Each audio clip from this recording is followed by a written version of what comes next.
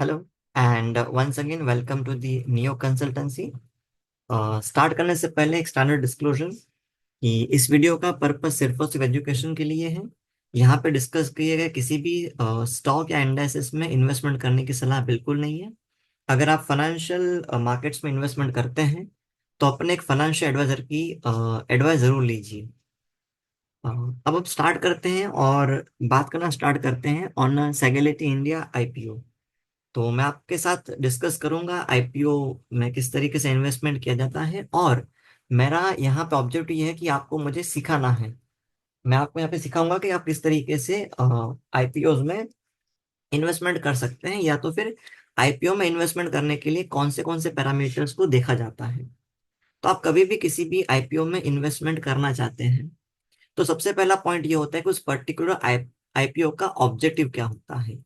तो आपको हमेशा पहले आईपीओ का एक ऑब्जेक्टिव देखना है कि कंपनी आईपीओ लेके क्यों आ रहा है। और इसमें सबसे बड़ी बात है ना, जो आपको बहुत अच्छे से समझ याद रखनी है, that is offer for sale, जिसको हम बेसिकली ओएफएस कहते हैं। ऑफर फॉर सेल क्या होता है कि जहां पे कंपनी के जो मालिक हैं, जो कंपनी के प्रमोटर्स हैं, जो बड़े बड़े इन्वेस्टर्स हैं जिन्होंने कंपनी में के अर्ली स्टेज में पैसा लगाया था, वो अपना एक हिस्सेदारी कंपनी से बाहर बेचते हैं पब्लिक को। ठीक है। और पब्लिक से ये लोग पैसा लेते हैं। तो अब ऑफर फॉर सेल में क्या होता है कि कंपनी के मालिक अपना हिस्सेदारी पब्लिक को बेच देते हैं, और हर आईपीओ में आपको ओएफएस देखने मिलेगा। लेकिन अगर कोई आईपीओ है जिसमें सिर्फ और सिर्फ एक ही ऑब्जेक्टिव है, ऑफर फॉर सेल, तो वहां पे कंपनी के प्रमोटर्स की जो इंटेंशंस हैं वो गलत हैं। वो सिर्फ और सिर्फ अपना मुनाफा बांधना चाहते हैं, वो आपके बारे में नहीं सोच रहे। तो कभी भी आप किसी भी कंपनी के आईपीओ में अप्लाई करते हैं, सबसे पहले देखिए कि क्या उस आईपीओ में सिर्फ और सिर्फ ओएफएस है क्या। देखो, ओएफएस के बिना आईपीओ नहीं आएगा। ओएफएस होगा, लेकिन ओएफएस के साथ साथ आपके दूसरे भी गोल्स होने चाहिए, जैसे कि कंपनी अपने लोन का रिपेमेंट करेगा, कंपनी वर्किंग कैपिटल के लिए पैसा निकालेगा, कंपनी प्लांट लगाएगा। ठीक है ना। तो ऐसे कुछ दूसरे तरीके के ऑब्जेक्टिव्स होने चाहिए, लेकिन सिर्फ और सिर्फ ओएफएस नहीं होना चाहिए। तो अगर आप किसी भी आईपीओ को देखते हैं जहां पे ऑब्जेक्टिव सिर्फ और सिर्फ ओएफएस है, उसको आपको अवॉइड करना है। अब देखिए, सेगेलिटी की अगर आप बात करेंगे तो सेगेलिटी इंडिया का जो आईपीओ है, उनके जो ऑब्जेक्टिव्स हैं वहां पर उन्होंने क्लियर लिखा है कि carry out offer for sale, कि आप offer for sale carry out करेंगे और सिर्फ लिस्टिंग बेनिफिट लेंगे। तो ये तो एकदम कॉमन ऑब्जेक्टिव हो गए। ठीक है ना। तो ऐसा कोई बेहतरीन ऑब्जेक्टिव नहीं है कि जो आपको मुनाफा देके जाए। यहाँ पे सिर्फ कंपनी के प्रमोटर्स खुद का मुनाफा बांध रहे हैं। इसलिए जहाँ पे ऑब्जेक्टिव्स की बात है, हम इसे निगेटिव रेटिंग देंगे, हमारे लिए निगेटिव है। ठीक है। अच्छा, अब ऑब्जेक्टिव देखने के बाद दूसरा बात होता है कि आप कंपनी के बारे में जानिए कि कंपनी का बिजनेस क्या, कंपनी का प्रोफाइल क्या है। अब देखिए, सबसे पहली बात ना, कि कंपनी अच्छा कब कब परफॉर्म करेगा, जब वो कंपनी प्रॉफिटेबल होगा। सिंपल सी बात है। और प्रॉफिट कब कमाएगा, जब कंपनी एक ऐसा बिजनेस करता है जहां पे उसके पास कम कंपटीशन है, कि यूनिक यूनिक यूनिक आइडिया है बिजनेस का, कॉम्पिटिटर्स कम है, और प्रॉफिट मार्जिन अच्छा है। अब जो सेगेलेट इंडिया काम कर रहा है उसमें क्या है कि देखो, बहुत ज्यादा कंपटीशन है, और ऐसे कंपटीशन में आप हो जाते हैं प्राइस टेकर, और जहां पे आप प्राइस टेकर है ना, वहां पे मुनाफा उतना नहीं होता। क्योंकि देखिए, दो ऐसे प्रोडक्ट हैं जो सब्सिट्यूट हैं। अब प्रोडक्ट ए आपको एज ए कंज्यूमर अवेलेबल है 100 रुपए में, और प्रोडक्ट बी आपको अवेलेबल है ₹90 में। ठीक है। दोनों कंपनियां बनाती हैं same product, same quality, identical products. ठीक है ना। तो एज अ कंज्यूमर आप खुद बताइए, आप उसी कंपनी में जाएंगे जो कंपनी आपको सस्ता माल बेच रही है, क्योंकि एज अ कंज्यूमर आप खुद भी ज्यादा पेमेंट नहीं करेंगे ना।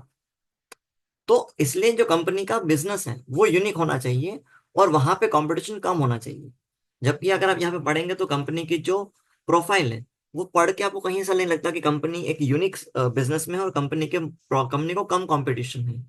तो कंपटीशन भी ज्यादा है, और बिजनेस भी ऐसा नहीं कि जहाँ पे यूनिक स्टाइल का कुछ हो। मतलब जो ग्रोथ प्रोस्पेक्ट है कंपनी में, वो थोड़ा सा क्या रहेगा, लिमिटेड रहेगा। इसलिए जो हमारी कंपनी के प्रोफाइल उसको हम बोलेंगे मिक्स्ड है। अच्छा भी नहीं है, बुरा भी नहीं है, मिक्स्ड है। फिर आता है तीसरा बात, कंपनी के फाइनेंशियल्स। तो आप कभी भी आईपीओ में इन्वेस्टमेंट करें, हमेशा देखिए कंपनी के फाइनेंशियल्स किस तरीके से काम कर रहे हैं। तो third thing which you have to see is the financials of the company. अब अगर आप यहाँ पे कंपनी के फाइनेंशियल देखेंगे, सबसे पहले होता है कंपनी के रेवेन्यूज। रेवेन्यूज कंपनी के ग्रोथ होने चाहिए। और ये ना, ये हमेशा टेंडेंसी रहता है। देखो 2022 में सिर्फ 1,000 करोड़ के आसपास रेवेन्यू था, 23 में डायरेक्टली 4 टाइम हो गया, 4,000, फिर अराउंड अप्रोक्स 4,700 करोड़। तो हमेशा देखना कि जब कंपनी आईपीओ लेके आने वाली होती है ना, उसके 1-2 साल पहले एक सडन जंप हर कंपनी में आता है, क्योंकि कंपनी जब तक अपने आप को अच्छा दिखाएगी नहीं मार्केट में, उसको पब्लिक से पैसा नहीं मिलेगा। तो ये हमेशा का हर कंपनी का अपना पॉलिसी रहता है। तो ये जो सडन स्पाइक है, ये ठीक है, ये एक्सेप्टेबल है, बट उसके बाद भी ये ग्रोथ दिखनी चाहिए अच्छे से, जो यहाँ पे रेवेन्यू में ग्रोथ नहीं दिख रही है। और अगर रेवेन्यू ग्रो कर भी रहे हैं तो भी क्या है, पैट आपका प्रॉफिट आफ्टर टैक्स क्या होना चाहिए, कंसिस्टेंट बेसिस पे ग्रोथ होना चाहिए।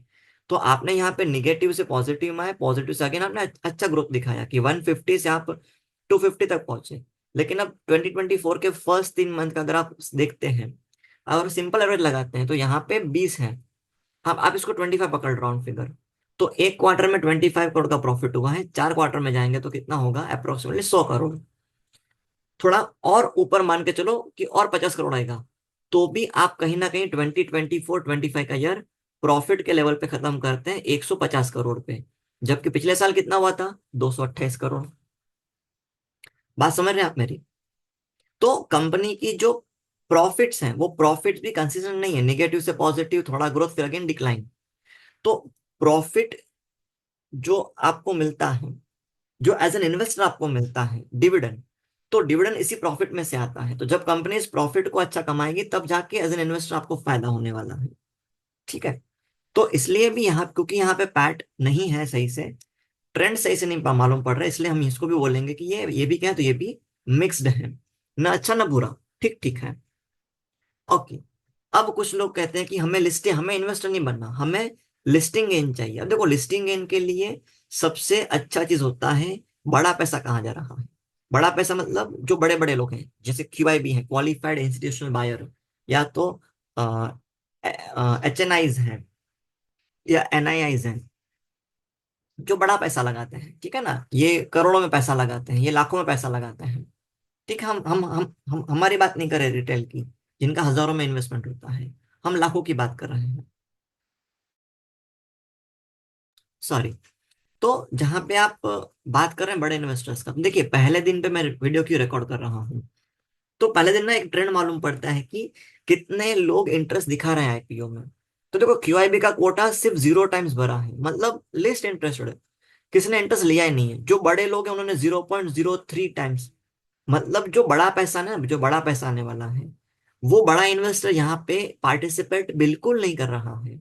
सिर्फ रिटेल और एम्प्लॉय कैटेगरी ही पार्टिसिपेट कर रही है। और हमारे पैसा लगाने से मार्केट में पैसा नहीं बनता। तो जहां पे बड़ी बड़े लोग जाते हैं ना, उनको फॉलो करना होता है हमेशा आपको मार्केट में। तो यहाँ पे आपको लिस्टिंग गेन भी होने के आसार बहुत कम है। और अभी वैसे भी मार्केट हमारा थोड़ा अप्स एंड डाउन चल रहा है। तो ऐसे वॉलेटाइल मार्केट में जहां पे बड़ा लोग पार्टिसिपेट नहीं करता, वहां पे लिस्टिंग गेन के लिए पैसा लगाना भी नहीं चाहिए। इसलिए मैंने 4 पैरामीटर दिखे। कंपनी के ऑब्जेक्टिव्स हमने बोले गलत हैं, गलत इन द सेंस कि हमारे हिसाब से वो सही नहीं है। फिर कंपनी का हमने प्रोफाइल एंड बिजनेस देखा, तो कंपनी का प्रोफाइल एंड बिजनेस की बात करेंगे तो ओके ओके हैं। कंपनी के फाइनेंशियल स्टेटमेंट्स भी ओके ओके हैं।